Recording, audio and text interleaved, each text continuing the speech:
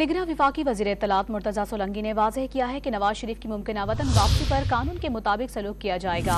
इंतखाबात की हतमी तारीख का ऐलान जल्द कर दिया जाएगा। इंतखाबात के लिए इलेक्शन कमीशन को तमाम वसाइल फराहम करेंगे।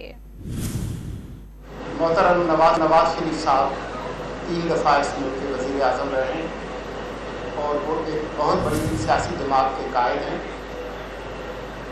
वो जब गए थे तो जेल की दीवारें तोड़कर नहीं गए थे। इस मुल्क की अदालत और उस वक्त की हुकूमत की इजाज़त से बाहर गए थे।